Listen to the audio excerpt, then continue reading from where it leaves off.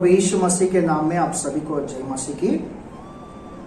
प्रियो, आज एक छोटी सी संदेश, एक छोटी सी बातों को आप लोगों को शेयर करने के लिए फिर से आप लोगों के बीच में आया। तो उसके पहले हम लोग एक मुख्य वचन को पढ़ेंगे बाइबल में से, लूका सुसमाचार उसका 13 अध्याय 6 वचन से लेकर 9 वचन तक। लूका सुसमाचार उसका 13 अध्याय 6 वचन से लेकर 9 वचन तक एक बार पढ़ेंगे। फिर उसने यह दृष्टांत भी कहा, किसी की अंगूर की बारी में एक अंजीर का पेड़ लगा हुआ था। वह उसमें फल ढूंढने आया, परंतु न पाया। तब उसने बारी के रखवाले से कहा, देख, 3 वर्ष से मैं इस अंजीर के पेड़ में फल ढूंढने आता हूँ, परंतु नहीं पाता। इसे काट डाल कि यह भूमि को भी क्यों रोके रहे। उसने उसको उत्तर दिया, हे स्वामी, इसे इस वर्ष और रहने दे कि मैं इसके चारों ओर खोदकर खाद डालूं। यदि आगे को फल तो भला, नहीं तो उसे काट डालना। प्रियो, यहाँ पर अंजीर के पेड़ के विषय में लिखा गया। लूका सुसमाचार उसका 13 अध्याय 6 वचन से लेकर 9 वचन तक। यहाँ पर अंजीर के पेड़ के विषय में लिखा गया। ये जो अंजीर पेड़ है दाखलता के बगीचे में है करके हमको वहां पर दिखाई दे रहे हैं। तो ऐसा एक दूसरा एक अंजीर का पेड़ है, उसके बारे में भी हम लोग देखेंगे। मत्ती रचित सुसमाचार उसका 21 अध्याय 18 वचन से लेकर 19 वचन तक। मत्ती रचित सुसमाचार उसका 21 अध्याय 18 वचन से लेकर 19 वचन तक। भोर को जब वह नगर को लौट रहा था, तब उसे भूख लगी। सड़क के किनारे अंजीर का एक पेड़ देखकर वह उसके पास गया और पत्तों को छोड़ उसमें और कुछ न पाकर उससे कहा, अब से तुझमें फिर कभी फल न लगे। और अंजीर का पेड़ तुरंत सूख गया। यहाँ पर 2 अंजीर के पेड़ को हम लोग देखते हैं। 2 अंजीर के पेड़ को, पहला एक पेड़ के विषय में हम लोग पढ़ा लूका सुसमाचार 13 अध्याय में, और दूसरा भी एक अंजीर के पेड़ के विषय में पढ़ा कि मत्ती रचित सुसमाचार 21 अध्याय में। पहला एक अंजीर का पेड़ है वो दाखलता की बगीचे में, और दूसरा एक अंजीर का पेड़ है वो रास्ते के किनारे में है। पहला अंजीर का पेड़ कहाँ पर है? वो दाखलता के बगीचे में, और दूसरा अंजीर का पेड़ रास्ते के किनारे में, सड़क के किनारे में करके यहाँ पर लिखा गया। प्रियो, अंजीर का पेड़ जो है वो इज़राइल जाति को दर्शाता है, इज़राइल लोगों को दर्शाता है। और आज के समय में ये जो अंजीर का पेड़ है, यीशु मसीह को अपने उद्धारकर्ता के रूप में जितने लोग स्वीकार किया है, सभी विश्वासियों को, सभी मसीह लोगों को दर्शाता है ये अंजीर का पेड़ है। पहला एक अंजीर का पेड़ दाखलता के बगीचे में, दूसरा एक अंजीर का पेड़ है वो सड़क के किनारे में करके हमको दिखाई दे रहा है। यहाँ पर सवाल क्या है बोलने से, ये जो अंजीर वहाँ, ये पहला अंजीर के पेड़ में भी हो या दूसरा अंजीर के पेड़ में भी हो, फल नहीं है। वहां पर भी नहीं है, यहाँ पर भी नहीं है। फल वहां पर भी नहीं है, फल यहाँ पर भी नहीं है। लेकिन ये जो दूसरा अंजीर का पेड़ जो है वो उनकी जीवन में फेल हो गया, वो उनका जीवन सूख गया, या पेड़ वहां पर नाश हो गया, श्रापित हो गया करके हम लोग देखते हैं। तो असलियत में क्यों अपने जीवन में उन्होंने फेल हुआ?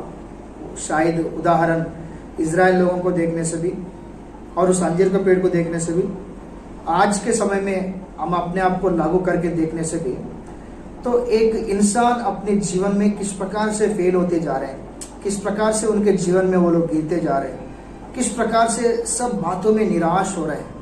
नहीं तो ये जो अंजीर का पेड़ है क्यों श्रापित हुआ है, क्यों छोड़ दिया गया है, क्यों तिरस्कार किया गया, इनकार किया गया, क्यों श्रापित? वचन में लिखा गया तुरंत सूख गया, तुरंत सूख गया। तो इसका कारण क्या होगा? तो इसके विषय में सीखने के लिए या इसके विषय में ज्ञान को प्राप्त करने के लिए, नहीं तो आप लोगों को शेयर करने के लिए आप लोगों के बीच में आया। प्रियो, सभी लोग अच्छे से ध्यान दीजिए। असलियत में ये जो अंजीर का पेड़ जो है वो क्यों ऐसा फेल हुआ, या क्यों ऐसा श्रापित हुआ, या क्यों ऐसा तिरस्कार किया गया, वो क्यों ऐसा इनकार किया गया है, तो इसके विषय में हम लोग देखेंगे। पहले आप लोगों को बताया गया कि अंजीर का पेड़ जो है वो पहले इज़राइल जाति को दर्शाता है और उसके बाद ही हम सबको दर्शाता है। पहला एक अंजीर का पेड़ है, वो दाखलता की बगीचे में, दाखलता बगीचा जो है वो कलीसिया को दर्शाता है, और वह बगीचे को देखने वाला व्यक्ति सेवक को, रखवाली को, चरवा को दर्शाता है। तो ये अंजीर का पेड़ जो है यीशु मसीह पर विश्वास किए हुए सारे विश्वासियों को, सारे कलीसिया को दर्शाता है। तो प्रियो, इसके ये जानना हमको बहुत ही जरूरी है, ताकि हम लोग परमेश्वर के राज्य में हम लोग अपने आप को जागृति रख सकता है, या अपने आप को तैयारी कर सकता है, नहीं तो हम परमेश्वर के राज्य में हम लोग आगे बढ़ सकता है। ये जानना हमारे लिए बहुत ही लाभदायक है, ये जानना हमारे लिए बहुत ही आशीष है। तो हम लोग देखेंगे, सबसे पहली बात है, वहाँ पहली पेड़ को भी और दूसरी पेड़ को भी फल नहीं है। फल सबसे मेन कारण है। वो श्रापित होने का असली कारण ये है कि उसमें पहला कारण ये है कि दोनों पेड़ों में भी फल नहीं है। जो दाखलता के बगीचे में पेड़ है उसमें भी फल नहीं है, जो सड़क के किनारे में पेड़ है अंजीर का पेड़ उसमें भी फल नहीं। तो फल नहीं रहने के कारण वो जो पेड़ है वहां पर श्रापित किया गया, नहीं तो श्राप हुआ करके हम लोग देखते हैं। बाइबल में लिखा गया उत्पत्ति उसका पहला अध्याय 28 और 29 वचन में हम लोग देखते हैं। उत्पत्ति उसका पहला अध्याय 28-29 वचन में हम लोग देखते हैं, जब परमेश्वर ने अपने समान अपने स्वरूप में पहले मनुष्यों को बनाया था, कि परमेश्वर ने ऐसा आशीष दिया कि तुम फलो और फूलो और पृथ्वी में भर जाओ करके प्रभु ने आशीष दिया। और साथों साथ हम लोग उत्पत्ति उसका 9 अध्याय पहला वचन में भी हम लोग देखते हैं, परमेश्वर ने नोआ को भी इस प्रकार से आशीष देते हैं कि तुम फलो और फूलो पृथ्वी में भर जाओ, फूलो और फलो करके कहता है। और नया नियम में भी यूहन्ना सुसमाचार उसका 15 अध्याय 8 वचन में भी देखते हैं। यूहन्ना सुसमाचार उसका 15 अध्याय 8 वचन में भी हम लोग देखते हैं, यीशु मसीह कहता है तुम बहुत से फल लाओ, ताकि उसके द्वारा मेरे पिता की महिमा होता है, तभी तू मेरे चेला कहलाता है, तू प्रभु की चेला या मेरा चेला कहलाता है करके वहाँ पर स्पष्ट रीति से बताया गया, वहाँ पर स्पष्ट रीति से हमको दिखाई देता है, प्रभु यीशु मसीह वहाँ पर बताया करके हम लोग देखते हैं।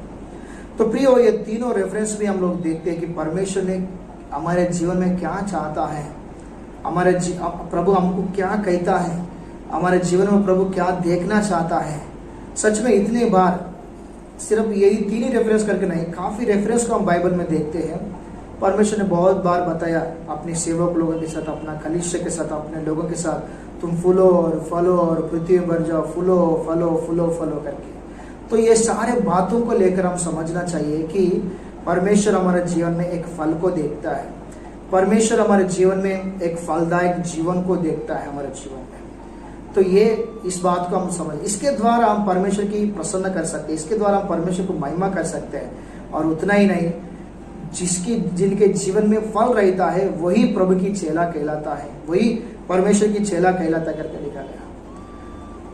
इसलिए हर एक व्यक्ति के जीवन में फल रहना चाहिए। असलियत में ये फल क्या है, और ये फल और ये फलवंत होना, इसका मतलब क्या है और ये क्या है, इसके बारे में हम लोग देखेंगे। एक बाइबल में से एक वचन को पढ़ेंगे, उत्पत्ति उसका पहला अध्याय 26 और 27 वचन को पढ़ेंगे। उत्पत्ति और उसका पहला अध्याय 26 और 27 वचन को पढ़ेंगे। फिर परमेश्वर ने कहा, हम मनुष्य को अपने स्वरूप के अनुसार अपनी समानता में बनाए, और वे समुद्र की मछलियों और आकाश के पक्षियों और घरेलू पशुओं और सारी पृथ्वी पर और सब रेंगने वाले जंतुओं पर जो पृथ्वी पर रेंगते हैं अधिकार रखे। राइट। तो परमेश्वर ने जब मनुष्यों को बनाया, अपने स्वरूप अपने समानता में बनाया, अपने स्वरूप अपनी समानता में। स्वरूप बोलने से क्या है, जो हमें ऊपर जो दिखने वाला जो चेहरा है, ये इसको बोलता है स्वरूप। दुनिया में जितने लोग हैं सभी लोग परमेश्वर के स्वरूप में हैं। परमेश्वर ने मनुष्यों को अपने स्वरूप बनाया और अपनी समानता में। समानता मतलब स्वभाव, समानता मतलब नेचर, गुण, स्वभाव। जैसा प्रभु का स्वभाव है वैसा ही परमेश्वर ने इंसान को बनाया। लेकिन जब पहली मनुष्य परमेश्वर की आज्ञा तोड़ा तो आज्ञा उल्लंघन करना पाप है, और पाप का मजदूरी मृत्यु, और वहां पर मनुष्यों के बीच में श्राप आया करके भी हम लोग देखते हैं। तो ये जन्म और कर्म का जो पाप है, आज्ञा उल्लंघन करने के द्वारा आया हुआ जो पाप है, वो सारे मनुष्यों को परमेश्वर से दूर कर दिया। और इतना ही नहीं, अभी हम देखते हैं कि मनुष्य आज्ञा उल्लंघन करके पाप में गिरने के कारण सबके जीवन में परमेश्वर की स्वरूप तो है, लेकिन परमेश्वर की समानता नहीं है। परमेश्वर की समानता मतलब परमेश्वर की स्वभाव नहीं है। मनुष्य पाप में गिरने के कारण, मनुष्य के अंदर पाप रहने के कारण इंसान परमेश्वर की स्वरूप में तो है, लेकिन परमेश्वर की समानता में नहीं है, परमेश्वर की स्वभाव में नहीं है। तो पाप आने के कारण इंसान या सारे मनुष्य परमेश्वर के स्वभाव को खो दिया, परमेश्वर की समानता को खो दिया है। तो इसलिए अगर फिर से इस समानता, फिर से इस परमेश्वर की स्वभाव हमारे जीवन में आना है तो पवित्र आत्मा इस दुनिया में आना है। पवित्र आत्मा इस दुनिया में आना है तो इसके पहले सब ये पाप का प्रायश्चित होना चाहिए। इसलिए परमेश्वर ही एक अनुग्रहकारी होकर, एक प्रेमी स्वरूपी होकर वो इस दुनिया में प्रेम किया। इसलिए मनुष्यों के बीच में मनुष्यों की तरह स्वर्ग को, सिंहासन को, मुकुट को, सारे अधिकार को छोड़कर इस दुनिया में दास का रूप धारण करके वो अपने आप को नम्र करके इस दुनिया में यीशु मसीह आया और सबके लिए लहू बहाया और मारा गया और गढ़ा गया, तीसरे दिन में जीवित उठा। तो यीशु मसीह ने किए हुए बलिदान के द्वारा, उन्होंने बहाए हुए खून या लहू के द्वारा पापों की प्रायश्चित हुआ। और जो कोई यीशु मसीह को अपने उद्धारकर्ता के रूप में स्वीकार किया है, जो कोई अपने आप को यीशु मसीह को उद्धारकर्ता के रूप में स्वीकार किया, जो मसीह में आया, तो वो परमेश्वर को जो प्रार्थना करता है, परमेश्वर मुझे पवित्र आत्मा दीजिए, तो पिता उनको पवित्र आत्मा से भरसाएगा, उनको अपनी आत्मा से भरेगा। वचन में लिखा गया, रोमियो उसका 5 अध्याय 5 वचन, एक वचन को पढ़ेंगे, रोमियो उसका 5 अध्याय 5 वचन, नया नियम से रोमियो उसका 5 अध्याय 5 वचन। हाँ, और आशा से लज्जा नहीं होती, हाँ, क्योंकि पवित्र आत्मा जो हमें दिया गया है, हाँ, उसके द्वारा परमेश्वर का प्रेम हमारे मन में डाला गया है। पवित्र आत्मा के द्वारा परमेश्वर की प्रेम हमारे जीवन में डाला जाता है, हमारे जीवन में आ रहा है करके लिखा गया। तो प्रियो, पाप का प्रायश्चित यीशु मसीह ने किया और यीशु मसीह स्वर्गारोहण हुआ और पवित्र आत्मा इस दुनिया में आया। पवित्र आत्मा इस दुनिया में लोगों को गिराने के लिए नहीं आया, लोगों को तितर बितर करने के लिए नहीं आया, लोगों को बड़ी परेशानी में गिराने के लिए नहीं आया, लोगों को प्रियो और एक अलग डॉक्ट्रिन को पैदा करने के लिए नहीं आया, लेकिन पवित्र आत्मा इसलिए आया जो पहली मनुष्य परमेश्वर के स्वभाव को, परमेश्वर की समानता को खो दिया, खोया हुआ उस समानता को, खोया हुआ उस स्वभाव को फिर से हमारे जीवन में देने के लिए पवित्र आत्मा इस दुनिया में भेजा गया। आमीन, हालेलुया। तो प्रियो, यहाँ पर हम लोग देखना चाहिए कि पवित्र आत्मा के द्वारा पहला मनुष्य ने खोया हुआ समानता स्वभाव को आज हमारे जीवन में डाला जा रहा है। पवित्र आत्मा के द्वारा हम फिर से यीशु मसीह की स्वभाव को हम प्राप्त करता है। ये है फल का सही अर्थ है। फल मतलब ये होता है यीशु मसीह का स्वभाव, यीशु मसीह का स्वभाव असली फल करके यहाँ पर समझना चाहिए। इस बात को हम लोग बाइबल में देखेंगे, गलतियों उसका 5 अध्याय, गलतियों उसका 5 अध्याय 22 वचन, गलतियों उसका 5 अध्याय 22 वचन। पर आत्मा का फल हाँ, प्रेम, आनंद, शांति, धीरज, कृपा, भलाई, विश्वास, नम्रता और संयम है। ये यहाँ पर 9 गुण यहाँ पर हम लोग देखते हैं। ये सब मिलाने से एक फल है। ये हमारा प्रभु यीशु मसीह का स्वभाव है, ये हमारा प्रभु यीशु मसीह का स्वभाव है। सच बोल रहा हूँ, मैं आप लोगों को पहले बताया था कि अंजीर का पेड़ जो है इजराइल जाति को दर्शाता है।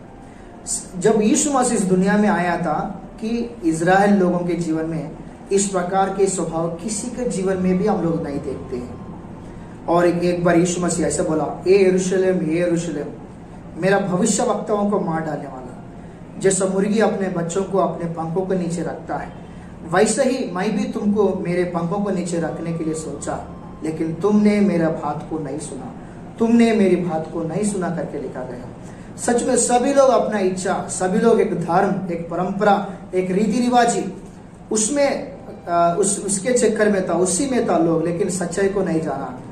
लोगों के जीवन में किसी प्रकार की इस प्रकार का फल को हम लोग नहीं देखते। इसलिए यीशु मसीह को अपनी क्रोध के द्वारा अपने एक ईर्ष्या को पकड़कर यीशु मसीह को क्रूस में डाला करके हम लोग देखते हैं। शरीर का स्वभाव को हम लोग देखते हैं इस्राएल लोगों के जीवन में, लेकिन इस आत्मा का स्वभाव को, इस आत्मा का फल को, ये यीशु मसीह का स्वभाव को उनके जीवन में नहीं देखते हैं। शरीर का स्वभाव था, ईर्ष्या था। बाइबल में लिखा गया ईर्ष्या के साथ यीशु मसीह को क्रूस में डाला करके बाइबल में लिखा गया। तो उतना ही नहीं, आज भी हम लोग देखते हैं, आज भी प्रभु यही हमारे जीवन में देखते हैं। इस संदेश सुनने वाला प्रिय भाई और बहनों, कनिष्या प्रिय सेवकानों, हमारे जीवन कैसा है? सच में हमारे जीवन में एक इस प्रकार का फल है क्या? सच में आप लोग फल को किस प्रकार से समझ रहे हैं? फल मतलब प्रभु यीशु मसीह का स्वभाव है। एक वचन पढ़ेंगे, फिलिपियो उसका 2 अध्याय 5 वचन। फिलिपियो उसका 2 अध्याय 5 वचन। जैसा मसीह यीशु का स्वभाव था वैसा ही तुम्हारा भी स्वभाव हो। राइट, वहां पर वचन में स्पष्ट रीति से लिखा गया, जैसा यीशु मसीह का स्वभाव था वैसा तुम्हारा भी स्वभाव हो। तो ये परमेश्वर की इच्छा है, ये परमेश्वर का अनुग्रह है। यहाँ पर प्रभु का दास प्रेरित पौलुस भी फिलिप कलीसिया के साथ भी यही बात कर रहे हैं कि जैसा यीशु मसीह का स्वभाव है वैसा तुम्हारा भी स्वभाव हो। यही परमेश्वर हमारे जीवन में देखने वाला फल है। लूका सुसमाचार 18 अध्याय 1 वचन से लेकर 6 वचन तक देखने से, लूका सुसमाचार 18 अध्याय 1 से लेकर 18 वचन तक, 1 वचन से लेकर 6 वचन तक देखने से, वहां पर एक विधवा स्त्री के विषय में लिखा गया। तो प्रियो, वो अपनी न्याय चुकाने के लिए एक जज के पास, एक अधिकारी के पास आकर बार बार उनको पूछता है, और उसके बाद ही उस संदर्भ जैसा खत्म होता है उस और आगे पढ़ने से लिखा गया कि यीशु मसीह की दूसरा आगमन के विषय में लिखा गया। और वहां पर लिखा गया कि ऐसा, जब यीशु मसीह दोबारा आएंगे, क्या तुम्हारे जीवन में विश्वास को नहीं देखते क्या? इसका मतलब ये होता है, जब यीशु मसीह दोबारा आएगा तो जरूर वो हमारे जीवन में इसी फल को देखता है, यही फल को देखना चाहता है। तो इसलिए हम मसीह पर विश्वास किए, बाइबल पकड़ते हैं, कपड़ा बदल दिया, हम संडे को आते हैं, दान दशवां देते हैं, जैसा नामदारी, एक रीति रिवाजी का मसीह लोग हम नहीं बनना चाहिए। हम मसीह लोग बोलने से मसीह का स्वभाव हमारे जीवन में रहना चाहिए। क्रिश्चियन बोले तो, मसीह लोग बोले तो क्रिस्त जैसे जिस प्रकार से यीशु मसीह इस दुनिया में जिया है, इस प्रकार से हम लोग जीवन जीना चाहिए। उस प्रकार का आदर्श में हम लोग आगे बढ़ना है, उस प्रकार के मार्ग में हम लोग आगे बढ़ना है। तो पूरी रीति से देखने से फल मतलब हमारा यीशु मसीह का स्वभाव को दर्शा रहा है, यह पहली बात है। तो इसमें और दूसरी बात को देखेंगे, 3 यूहन्ना और उसका 1 अध्याय 2 वचन। 3 यूहन्ना उसका 1 अध्याय 2 वचन को एक बार पढ़ेंगे। वहां पर इस प्रकार से लिखा गया, हे प्रिय, मेरी यह प्रार्थना है कि जैसे तू आत्मिक उन्नति कर रहा है, जैसा तुम आत्मिक उन्नति कर रहा है, वैसे ही तू सब बातों में उन्नति करे, वैसा सब बातों में उन्नति करे। इसका मतलब ये होता है, ये भी दूसरा एक प्रकार का फल है, ये दूसरा एक प्रकार की फल है। पहली जो फल है वो यीशु मसीह का स्वभाव है, वो उद्धार का फल है, वो यीशु मसीह का स्वभाव है। और उसमें और दूसरा एक प्रकार की फल है, ये आत्मा का एक आत्मिक रूप की एक उन्नति होने के फल है, उन्नति में लाने वाला या उन्नति में ले जाने वाला एक आत्मिक जीवन में एक प्रकार की फल, ये दूसरी प्रकार की फल के रूप में हम लोग देखते हैं। तो इसका मतलब ये होता है, हम सारे बातों में उन्नति होना चाहिए। प्रार्थना करने के विषय में, बाइबल पढ़ने के विषय में, हम एक अच्छी कर्मों या अच्छी क्रिया दिखाने के विषय में, प्रभु की सेवा करने के विषय में, आधीनता रहने के विषय में, आज्ञा मानने के विषय में, प्रभु की मार्ग में चलने के विषय में, लोगों के लिए आदर्श बनने के विषय में, सब बातों में हम उन्नति होना चाहिए। ये हमारा आत्मिकता को दर्शाता है। इसमें ये सारे बातों में हम उन्नति होना चाहिए। इसको दूसरा एक प्रकार के फल करके बोल सकता है, ये भी दूसरा एक प्रकार के फल है। प्रियो, इसमें भी हम कैसा है, जैसा उदाहरण 5 साल हो गया होगा, 10 साल हो गया होगा उद्धार में कह रहे तो 2 ही साल हो गया होगा, लेकिन जिस दिन प्रभु हमको हमारे जीवन को पकड़ा, जिस दिन हम प्रभु में उद्धार में आया, पहला जैसा अभी हमारा जीवन में है क्या? उदाहरण, प्रभु एक दोष ठहराता है इफिसी कलीसिया के ऊपर, प्रकाशित वाक्य उसका 2 अध्याय 1 वचन से लेकर 3 वचन तक। प्रकाशित वाक्य उसका 2 अध्याय पहला वचन से लेकर दूसरा वचन तक वहां पर इफिसी कलीसिया के विषय में इस प्रकार से कहता है कि कलीसिया तुमने पहला प्रेम को छोड़ दिया, जैसा पहले तुम था अभी वैसा नहीं है। जैसा पहला तुम्हारा भक्ति था, जैसा पहला तुम्हारा आत्मिकता था, आत्मिक में उन्नति था, लेकिन अभी वैसा तुम्हारे जीवन में नहीं है करके बोलता है। तो प्रियो, ऐसा हमारे जीवन नहीं होना चाहिए। उसको फल करके नहीं बोल सकते है। फल ये होता है हम हर दिन उन्नति होना, हर दिन हम उन्नति होना। वचन में लिखा गया कि वहां पर प्रेरित यूहन्ना ने गयुस के साथ इस प्रकार से लिख रहा है कि प्रियो तू हर बातों में उन्नति होना चाहिए करके मैंने तुम्हारे लिए चाहता हूं करके बोलता है। सच में परमेश्वर भी यही चाहता हमारे जीवन में, ये भी हमारे फल में, ये भी फल हमारे जीवन में दिखना चाहिए। सब बातों में उन्नति होना चाहिए। इसी में तीसरी बात को हम लोग देखते हैं, मार्कुस उसका 16 अध्याय 15 और 16 वचन। मार्क सुसमाचार उसका 16 अध्याय और 15-16 वचन। और उसने उनसे कहा, तुम सारे जगत में जाकर सारी सृष्टि के लोगों को सुसमाचार प्रचार करो। सुसमाचार प्रचार करो। जो विश्वास करे और बपतिस्मा ले उसी का उद्धार होगा। परंतु जो विश्वास न करेगा वह दोषी ठहराया जाएगा। तो ये तीसरा एक प्रकार की फल है। तो ये फल ये है कि ये कलीसिया में दिखने वाली फल, कलीसिया की बढ़ोतरी के लिए मसीह का देह उन्नति होना चाहिए, पवित्र लोग सिद्ध बनना चाहिए। ये कलीसिया के अंदर, कलीसिया में दिखने वाली फल है, कलीसिया में दिखने वाली फल है। तो इस फल कैसे हमें दिखाई देता है? जब तक हम अपना बुलाहट को नहीं जानता है तब तक इस फल हमारे जीवन में दिखाई नहीं देता। तो हमारा बुलाहट ये है कि जितने लोग प्रभु यीशु मसीह पर विश्वास किया है, पहला पत्रस उसका 2 अध्याय 9 वचन, पहला पत्रस उसका 2 अध्याय 9 वचन के अनुसार हम पहले अंधेरे में थे, लेकिन प्रभु यीशु मसीह हमको उद्धार में लाया, उज्ज्वल में लाया। तो इसलिए लाया कि उनका गुण प्रकट करने के लिए करके लिखा गया, उनका गुण प्रकट करने के लिए। तो इसका मतलब क्या है? यीशु मसीह का प्रेम, यीशु मसीह का बलिदान, यीशु मसीह की पुनरुत्थान, यीशु मसीह का अनुग्रह की सुसमाचार, प्रेम की सुसमाचार सारे दुनिया के लोगों का हम प्रचार करना चाहिए। हम सुसमाचार प्रचार करना चाहिए, सुसमाचार प्रचार करना है। अगर हम सुसमाचार नहीं बताए लोगों को समझ में नहीं आता। लोग सुसमाचार अगर नहीं बताए उनका आंखें नहीं खोलता। सुसमाचार हम नहीं बताए उनको सच्चाई पता नहीं चलता। सुसमाचार हम नहीं बताया तो प्रभु का कार्य नहीं हो सकता, प्रभु का राज को नहीं बन सकता है। तो प्रभु की राज्य आना है, लोग उद्धार में आना है, लोगों के आंखें खोलना है, लोग पवित्र आत्मा से भरना है, लोग प्रभु में आना है, प्रभु के राज्य में आना है। तो हम सभी लोग सुसमाचार प्रचार करना चाहिए, सुसमाचार प्रचार कर। उसके द्वारा जो नया लोग कलीसिया में आता है, जो नया आत्मा कलीसिया में आता है, वो कलीसिया में दिखने वाली फल है, वो कलीसिया में दिखने वाली फल है।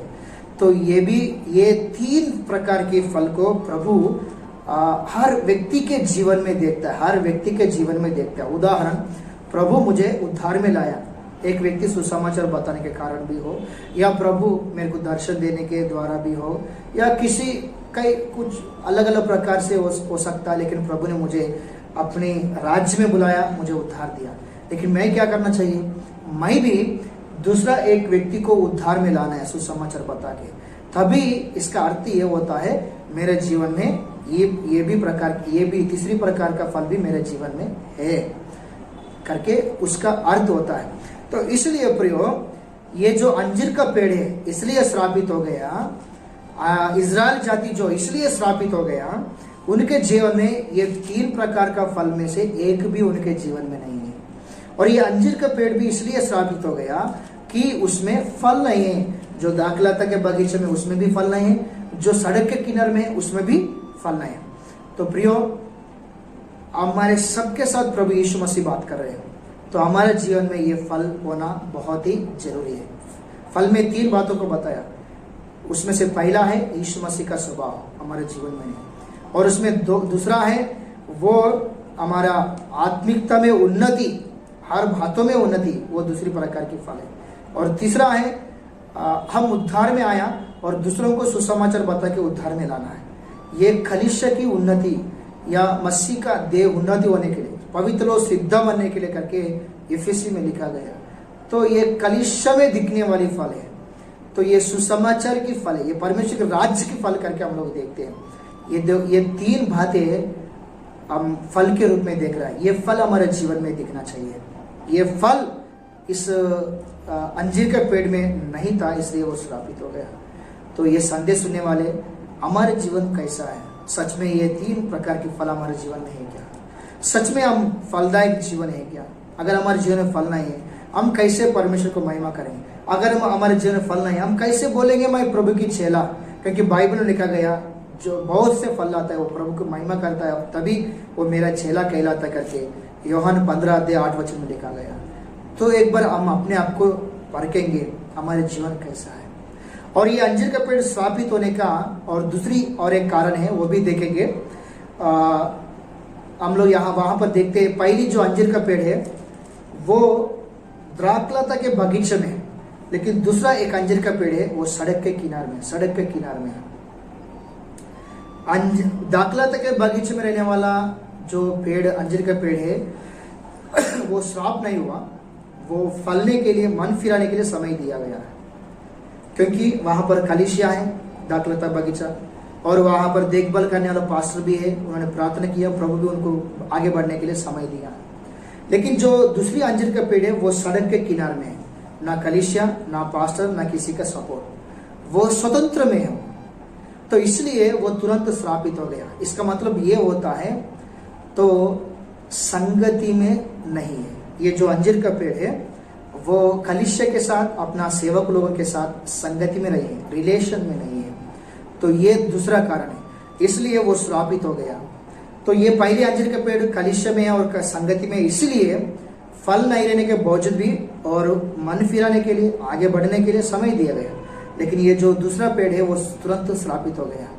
तो इसलिए प्रियो, हमारे जीवन में भी एक संगति होना बहुत ही जरूरी है। एक वचन पढ़ेंगे, इब्रानियों उसका 10:24-25 को पढ़ेंगे। इब्रानियों उसका 10:24 और 25 को पढ़ेंगे। और प्रेम हाँ। और भले कामों में उसकाने के लिए हम एक दूसरे की चिंता किया करें, और एक दूसरे के साथ इकट्ठा होना न छोड़े, जैसे कि कितनों की रीति है, पर एक दूसरे को समझाते रहे, और जो उस दिन को निकट आते देखो तो और भी अधिक यह किया करो। राइट। तो यहाँ पर लिखा गया, जैसा प्रभु यीशु मसीह का दूसरा आगमन नजदीक आते हुए देखते हैं, और ज्यादा संगति करो, संगति में रहो, कब इकट्ठा होना न छोड़ो, रिलेशन में रहना, संबंध में रहना, संगति में रहना ना छोड़ो करके वचन में लिखा गया। तो सच में ये हमारे लिए बहुत ही आशीष है, लाभदायक है। ये कैसे हम लोग देखेंगे? पहला कुरिन्थियों उसका 1 अध्याय 9 को हम लोग देखेंगे। पहला कुरिन्थी उसका 1 अध्याय 9। पहला कुरिन्थी उसका 1 अध्याय 9 में इस प्रकार से लिखा गया, परमेश्वर सच्चा है, जिसने तुमको अपने पुत्र हमारे प्रभु यीशु मसीह की संगति में बुलाया। प्रभु यीशु मसीह के संगति में बुलाया। तो बाइबल में 3 प्रकार की संगति को हम लोग देखते हैं। पहला एक प्रकार की संगति है परमेश्वर के साथ संगति, हमारा प्रभु यीशु मसीह के साथ संगति, परमेश्वर के साथ संगति। ये कैसा होता है? प्रार्थना करने के द्वारा, वचन पढ़ने के द्वारा, परमेश्वर को स्मरण करने के द्वारा, नहीं तो प्रभु को ध्यान करने के द्वारा, गीत गाने के द्वारा, आराधना करने के द्वारा। ये सारे बात परमेश्वर की संगति में, परमेश्वर की उपस्थिति में हमको ले जाता है। तो ये हम हमारे जीवन में क्या लाता है बोलने से, परमेश्वर की सामर्थ्य को, प्रभु की शक्ति को लेके आता है। एक उदाहरण बताऊंगा। जब परमेश्वर ने मूसा को सीनाई पहाड़ पर बुलाया, 40 दिन 40 रात वहां पर प्रभु के साथ रहा। वचन में लिखा गया, जब उन्होंने 10 आज्ञा को लेकर नीचे आ रहा था, पहाड़ के नीचे रहने वाले सारे इस्राएल लोग मूसा को देखकर, मूसा के मुंह में एक बड़ी प्रकाशन दिखाई दिया, तो सभी लोग वहां पर गिर गए करके लिखा गया। कारण क्या है? उनके मुंह में बहुत बड़ी प्रकाशन दिखाई दिया, बहुत बड़ी परमेश्वर की शक्ति या सामर्थ्य दिखाई दिया। कारण क्या है बोलने से, वो प्रभु के साथ था, प्रभु के संगति में था, इसलिए परमेश्वर की सामर्थ्य को प्राप्त किया है। प्रभु के साथ जब हम संगति करता है, हम परमेश्वर की शक्ति सामर्थ्य को प्राप्त करता है। और उतना ही नहीं, और एक भी बात ऐसा है कि जैसा तुमने मुझे देख रहा है, वैसा कल भी जैसा आज तुम देख रहे हो मुझे, कल तुम वैसे बनेंगे करके यूहन्ना सुसमाचार में यीशु मसीह बताया। इसका अर्थ यह होता है, जब हम प्रभु यीशु मसीह के साथ संगति करता है, हम भी उसी के समान बनेंगे, हम उन्हीं के जैसा हम लोग बनेंगे। यह संभव बात है। उदाहरण, जैसा अंडा अपनी माँ के पंखों के नीचे 21 दिन रहता है, उसके बाद जैसा माँ जैसा है वैसा बच्चे बन जाता है। ये जितना सच्चाई है, वैसा ही हम प्रभु की पंखों के नीचे रहते हैं, प्रभु की उपस्थिति में रहते हैं, प्रभु के साथ रहता है, संगति में रहता है, हम भी उन्हीं के समान बनेंगे। ये प्रभु यीशु मसीह ने इस प्रकार से बताया कि जैसा आज तुमने मुझे देख रहा है, कल तुम भी वैसी बन जाएगा। ये दो कार्य होता है जब प्रभु के साथ हम संगति करता है। और दूसरा संगति है सेवक लोगों के साथ संगति, कभी नहीं छोड़ना चाहिए। हमारे जो सेवक, जिसके द्वारा हम आशीष को प्राप्त किए, जिसके द्वारा हम उद्धार में आया, जिसके साथ प्रभु ने हमको संबंध रिलेशन जोड़ा है, कभी उनकी साथ संगति नहीं छोड़ा, ताकि वो हमको डांटे या हमको कुछ कठिन बातें बोले या कठिन शिक्षा भी दिए और हमारे लिए कुछ बोले या कुछ किए, लेकिन फिर भी कभी उनकी संगति को नहीं छोड़ना चाहिए। क्योंकि बाइबल में हम लोग देखते हैं, जैसा दावीद, जैसे इजराइल लोगों का दूसरे राजा दावीद इजराइल लोगों को राज्य कर रहा था, तो उनके जीवन में एक बार अचानक वो बेत्शेबा के द्वारा वो पाप में गिरा है। लेकिन नातान भविष्यवक्ता उनके पास आकर उनको समझाया, उनको बताया, सच्चाई प्रकट किया, तो फिर उन्होंने अपना मन फिराया, परमेश्वर को पछताव किया, फिर उनके आगे के जीवन अच्छे से जिया करके हम लोग देखते हैं। लेकिन उसके बाद में सोलोमन राजा हुआ, उनका लड़का, दावीद का लड़का सोलोमन राजा हुआ। लेकिन सोलोमन के समय में, और सोलोमन भी एक समय में अन्य जातियों स्त्री के साथ विवाह किया, अपने इच्छा के अनुसार चला और मूर्ति पूजा किया है, और वो अपनी आत्मिक जीवन में गिर गया, वो बिगड़ गया है, वो वापस मन फिराव में नहीं आया, वो वापस रास्ते में नहीं आया। कारण क्या है? उन दिनों में कोई बताने वाला नबी ना कोई सेवक उन दिनों में नहीं। दावीद के समय में है लेकिन सोलोमन के समय में नहीं है। इसलिए बाइबल में लिखा गया कि हमको बताने वाला हमारे जीवन में होना, हमको बुद्धि देने वाला, हमको मार्गदर्शन करने वाला, हमको ताड़ना देने वाला, हमको बताने वाला हमारे जीवन में रहना हमारे लिए बहुत ही लाभदायक है। क्योंकि बाइबल में लिखा गया, धर्मी व्यक्ति मुझको मारने मेरे लिए तेल की अभिषेक करके लिखा गया। तो प्रियो, ये बहुत ही आशीष है हमारे जीवन में। इसलिए कभी सेवक लोगों का संगति कभी जिंदगी में नहीं छोड़ना चाहिए, कभी नहीं छोड़ना चाहिए। उनकी ताड़ना को, उनकी बातों को हम भलाई के रूप में स्वीकार करना है, हम आशीष के रूप में स्वीकार करना है, अभिषेक के रूप में स्वीकार करना है। कभी सेवक की बातों को कभी इनकार नहीं करना चाहिए, तिरस्कार नहीं करना चाहिए। उनके साथ संगति हमारा रहना है। जिसके संगति अपनी सेवक लोगों के साथ रहता है, वो कभी अपने आत्मिकता में नहीं गिरता है, वो अपनी आत्मिकता में आगे बढ़ता है, प्रभु के राज्य में आगे बढ़ता है करके हम लोग देखते हैं। और तीसरा एक संगति है कलीसिया के साथ संगति। कलीसिया के साथ संगति, कलीसिया के साथ संगति हमारा संगति होना चाहिए। क्योंकि जब पतरस जेल में था या बंदी में था, कलीसिया उनके लिए प्रार्थना किया तो वो बंदी में से छुड़ाया गया करके हम लोग देखते हैं। कलीसिया में हमारा संगति रहता है, कलीसिया हमारे लिए प्रार्थना करता है, हमारे सुख में, हमारे दुख में, हमारा मुसीबत में, सारे बातों में, क्लेश में, सताव में, सारे बातों में वो हमारे साथ रहता है, हमको हिम्मत देता है।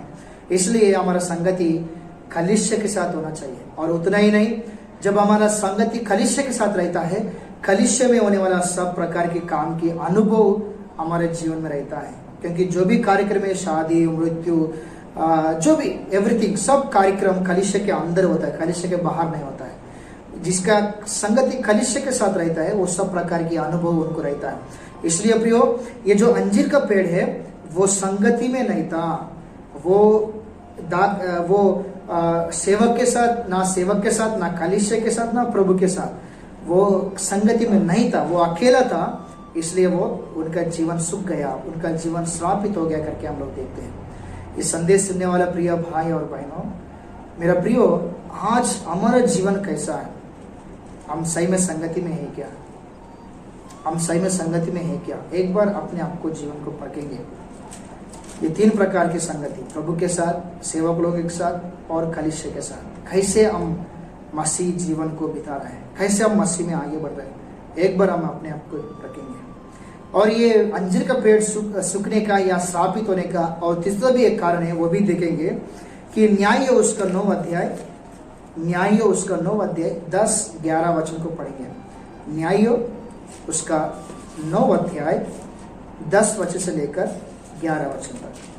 न्याय उसका 9 अध्याय 10 वचन से लेकर 11 वचन तक। तब वृक्षों ने अंजीर के वृक्ष से कहा, अंजीर के वृक्ष से कहा, तू आकर हम पर राज्य कर। तू आकर हम पर राज्य कर। अंजीर के वृक्ष ने उनसे कहा, अंजीर के वृक्ष ने उनसे कहा, क्या मैं अपने मीठेपन और अच्छे अच्छे फलों को छोड़ वृक्षों का हाँ। अधिकारी होकर इधर उधर डोलने को चलूं? देखो, बहुत अच्छा उत्तर, बहुत अच्छा जवाब यहाँ पर अंजीर का पेड़ ने दिया है।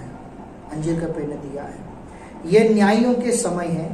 ये गिद्योन जो न्यायी था इजराइल लोगों का, उनका मृत्यु होने के बाद सारे राज्य पूरा तितर बितर हो गया। तो वहां पर ये बहुत बड़ा इतिहास है। तो हम लोग सिर्फ इसी बात के लिए हम लोग देखेंगे। यहाँ पर कई पेड़ जो है, कई पेड़ अंजीर का पेड़ के पास आकर इस प्रकार से प्रचार कर रहे हैं। ये वहां पर 4 पेड़ के विषय में लिखा गया हमारे चैनल में, सुरेश सुंदीला करके लिखने से उसमें आप लोगों को आएगा। 4 पेड़ों के विषय में अच्छी गहराई के साथ वहां पर संदेश दिया गया। हम लोग सिर्फ इसी के लिए देखेंगे। जो कई पेड़ अंजीर के पेड़ के पास आकर बोल रहे हैं, अंजीर का पेड़, आप हमारे ऊपर राज्य बनो, आप हमारे ऊपर राज्य होकर हमको चलाओ करके बोल रहे हैं। तो ये जो अंजीर के पेड़ बोल रहे हैं, नहीं, क्योंकि मेरी जो मीठापन के द्वारा और मैंने जैसा परमेश्वर को, जैसा लोगों को मैंने आशीष के कारण बनकर मैं जी रहा हूँ, ऐसा काम को छोड़कर मैंने तुम्हारा बात सुनकर तुम्हारे ऊपर राज्य होकर मैं इधर उधर ढूलू क्या, इधर उधर चलू क्या, इधर उधर बोलने से अय्यूब उसका 2 अध्याय में हम लोग देखते हैं। पहला अध्याय में भी लिखा गया, 2 अध्याय में लिखा गया। जब परमेश्वर ने बोलता है, अरे तू कहाँ से आ रहे बोल, तो शैतान बोला, मैं इस पृथ्वी में इधर उधर घूम के आ रहा करके बोला। तो सच में आज बहुत सारे लोग वैसी जिंदगी जी रहे हैं। और दुख का बात ऐसा है, कई सेवक लोग भी वैसी है। अपना दर्शन को छोड़कर, अपना कलिशा को छोड़कर, अपनी बुलाहट को छोड़कर, कहाँ पर क्या प्रोजेक्ट मिलेंगे, कहाँ पर कितना पैसे मिलेंगे, कहाँ पर कितना सपोर्ट मिलेगा करके, वहां पर क्या मिलेगा, इधर क्या मिलेगा, उधर क्या मिलेगा करके इधर उधर घूमने में पूरा साल जिंदगी हो रहा है पूरा। इसलिए बहुत सारे लोगों का जैसा कलिशा वैसी है, उन्नति नहीं हो रहा है, प्रभु का राज्य को आगे नहीं बढ़ रहा है। दुख की बात है, ऐसा है, बहुत सारे लोग सुसमाचार नहीं बता रहे। बहुत सारे लोग अपनी कलिशा में परिवार को जाकर विजिट भी नहीं कर रहे। कई विश्वासी लोग ऐसे गवाही देते, हमारे पास्टर संडे को आते, बीच में कभी आने से आते, नहीं तो नहीं आता हमारा जीव हमको विजिट करने के लिए। तो ऐसा कारण क्या है बोलने से थोड़ा सा ये अंजीर का पेड़ को देखकर हम सच में बुद्धि प्राप्त करना चाहिए। ये अंजीर का पेड़ बोलता है कि नो।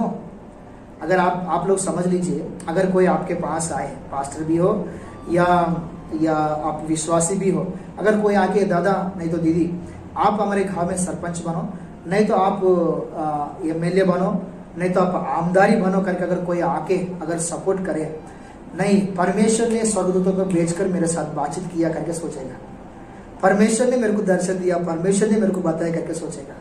लेकिन वो लोग ऐसा नहीं सोचेगा कि परमेश्वर ने मुझे बुलाहट दिया है, मेरा बुलाहट को छोड़ के, प्रभु ने मुझे कलिशा दिया है, मेरे कलिशा को छोड़कर, प्रभु ने मुझे एक दर्शन दिया है, उस दर्शन को छोड़कर, प्रभु ने मुझे कई प्रकार की वरदान दिया है, कई प्रकार की जिम्मेदारी दिया है, इस जिम्मेदारियों को, वरदान को छोड़कर मैं तुम्हारे ऊपर राज्य बन के मैं इधर उधर चलूं क्या तुम्हारे साथ करके, नो करके बोलने वाले लोग नहीं है।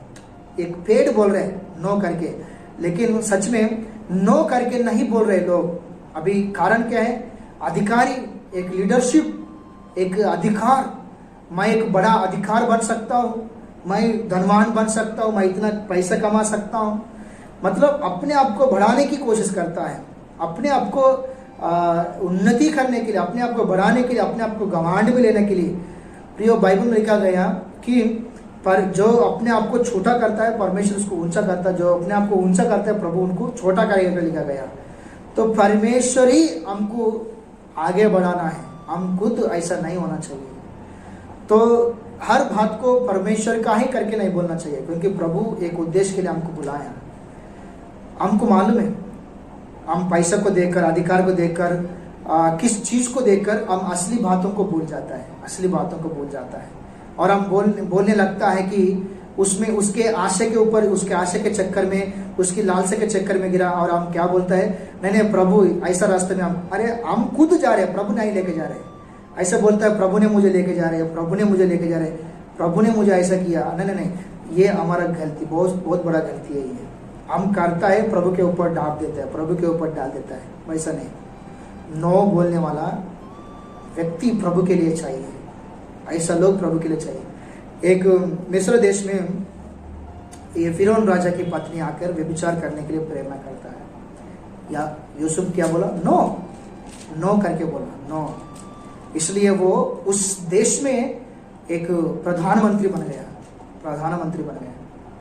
और शद्रक, मेशक, अबेदनगो को बाबिलोन साम्राज्य में, और दानियल को भी देखते मूर्ति पूजा कर नमस्कार करने के लिए बोलता है। नो बोला, नो हम मरेंगे, तुम सिंहा के बंदी में डालो, अग्नि में डालो, मरेंगे, लेकिन नो, क्योंकि हम परमेश्वर के लोग हैं।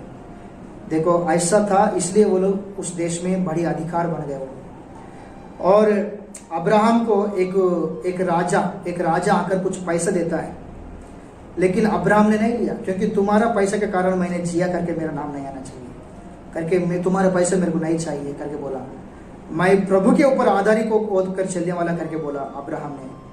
हमको उत्पत्ति 12-13 अध्याय में हमको दिखाई देता है, वहां पर एक सोदोमा राजा आके वहां पर देता है, लेकिन उन्होंने नहीं लिया, नो बोला। इसलिए लिखा गया बाइबल में, पूरे संसार का मूल पुरुष बन गया। परमेश्वर ने बड़ी आशीष प्रभु ने उनको दिया। और उतना ही नहीं, बाइबल में भी अब्राहम बहुत बड़ा धनवान करके लिखा गया। परमेश्वर ने बहुत आशीष दिया अब्राहम को। कारण क्या है, नो बोला, नो। कुछ बातों में हम नो बोलने के लिए तैयार रहना चाहिए। प्रियो, ये बात को आप बुरी नहीं मानना चाहिए, अच्छे से समझना चाहिए आप लोग। ये जो अंजीर का पेड़ है इसलिए श्रापित हो गया, तो वो अपने दर्शन में नहीं है, ये न्यायो 9 अध्याय 10-11 वचन में दिखने वाला जो अंजीर का पेड़ है वो दर्शन में है, वो नो बोला। लेकिन जो अंजीर का पेड़ श्रापित हो गया था, जो हम मुख्य वचन के रूप में पढ़े थे, लूका सुसमाचार 13 अध्याय और मत्ती सुसमाचार 21 अध्याय में, जो सड़क के किनारे में दिखने वाला जो अंजीर का पेड़ जो है, इसलिए श्रापित हो गया कि अपना दर्शन में नहीं है, अपना बुलाहट में नहीं है। जिधर बोले तो उधर अपनी मनमर्जी, अपनी इच्छा, अपनी सोच विचार, एक आधीनता नहीं, एक रेस्पॉन्सिबिलिटी नहीं है, एक लेखा देने की जीवन नहीं, एक लीडरशिप नहीं है, वो खुद की जिंदगी है। वो हमेशा ऐसा जिंदगी एक बड़ी नुकसान में लेके जाएगा प्रियो, एक बड़ी नुकसान में लेके जाएगा। इसलिए हर व्यक्ति को एक दर्शन होना चाहिए, दर्शन, एक विजन, एक लीडरशिप, एक दर्शन के साथ हम लोग आगे बढ़ना है। उसी दर्शन में रहना, उसी बुलाहट में रहना है, ना इधर ना उधर नहीं डोलना है। हम हमारा दर्शन को देखते ही आगे बढ़ना है, हमारे बुलाहट में हम आगे बढ़ना है। जो रास्ता प्रभु ने हमारे लिए खोला उसी रास्ते में हम लोग आगे बढ़ना है। हमारे जीवन में संकट आएगी, मुसीबत आएगी, सताव आएगी, बहुत आएगी, लेकिन विश्वास करेंगे, प्रभु की ओर देखेंगे, प्रभु के ऊपर डालेंगे, प्रभु की शरण लेंगे। प्रभु आज नहीं तो कल प्रभु हमको सहायता करेगा। लेकिन कितना भी मुसीबत आए, कितना भी दुख आए, उसी मार्ग में हम लोग बढ़ना है, उसी दर्शन में हम लोग आगे बढ़ना है। ये 3 बातों को प्रभु ने मेरे मन में डाला था। ये 3 बातों को शेयर करने के लिए आपके बीच में आया। प्रियो, प्रभु हमारे साथ बात करें। अंजीर का पेड़ जो है इसलिए श्रापित हो गया कि सबसे पहली बात है फल नहीं लेने के कारण, और दूसरी बात है संगति में नहीं रहने के कारण, और तीसरी बात है अपना बुलाहट में, अपने दर्शन में आगे नहीं बढ़ने के कारण ये श्रापित हो गया। आज हमारा सेवकाई, हमारा कलीसिया, हमारा जीवन कैसा है, एक बार हम अपने आप को परखेंगे। परमेश्वर इस बातों को हमारे जीवन में आशीषित करे। आमीन। Praise the Lord.